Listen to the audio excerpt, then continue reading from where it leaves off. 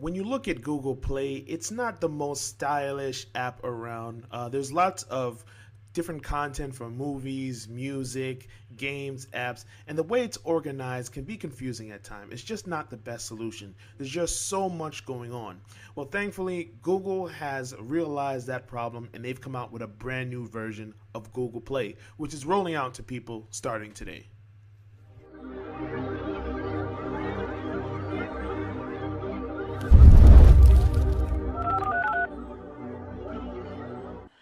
That was the old Google Play. When you look at what's new, you can see that there's obviously some changes to the design. First of all, the navigation is now focused at the top, so you can jump from apps, movies, books, magazines, games, and music. Now, obviously, all of these options won't be available to you if you're outside of the US. That's the only place where you're guaranteed to see everything. Some countries have one or two, some have three or four, some have none other than apps and games. So that's just something to keep in mind. But other than that, when you scroll down, you're going to see now it has its featured content and it's going to be recommended below. And you can see more, so you can tap in to go other content. There's like curated sections of apps that you can download. Or you can see it has some song suggestions as well and books. And for instance, Roger Ebert just died, so now they have Ebert related books. So they're going to have things where they curate music, books, movies, and all of that to get you to pay attention to certain things. When you dive into a particular section, like let's say I'll go into apps, you see now there's some big changes there as well. I can swipe across here to browse through and filter, so I can say only apps that generate a lot of money, or I'll say only the apps that are new and free, and then I can browse through that list.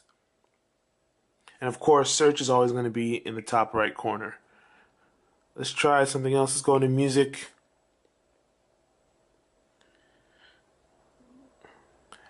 All right, and there's a lot of people that are getting this now, so it's been moving a little bit slow for me, so don't surprise that. Normally there would be a big picture here with some information. It's not available at the moment, but I have some music right here. And it's the same concept. I can browse through albums or songs or filter by genre. So every section that you go into, it's going to have some filtering options to narrow down the type of content you're searching for.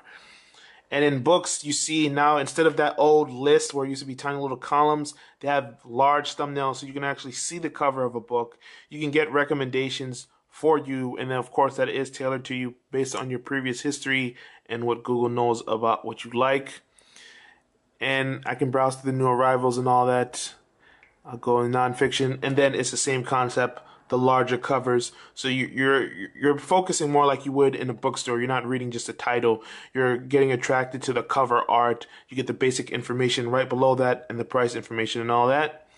And when you tap on it, it brings you through. You can get a sample of it if you're in the book, and you can purchase it at the same time. And then it has the previous stuff that you saw on Google Play in terms of descriptions, ratings, and reviews from other users.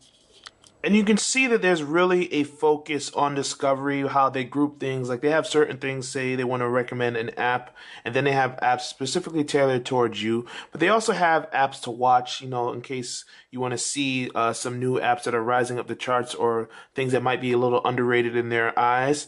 They also have apps from startups. So these are like small companies that you want to learn more about. They have apps, so maybe you ought to check them out. This is a small little curated list. And they have this available for a variety of reasons in different times. It'll circle out over time.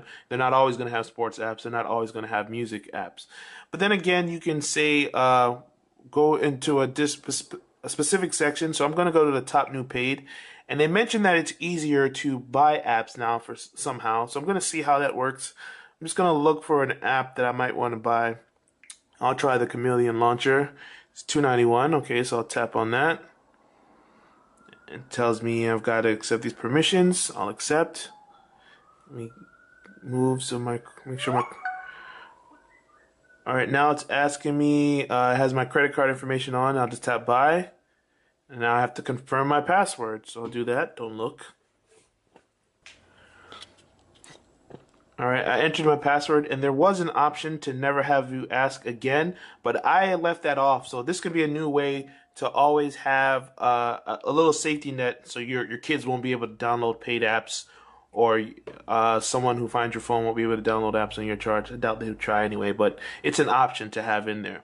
So I was able to pretty much buy an app without issue. I just tapped it once. It had my payment information on file from previous purchases, and it just went through. So they have kind of simplified it much easier. So now that it's downloaded, I have about 15 minutes to decide whether or not I want to keep it.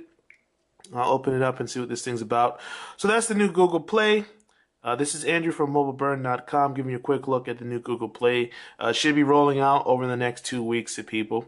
Thanks for watching the video, and if you enjoyed it, please feel free to subscribe and click like and share with your friends and all that jazz.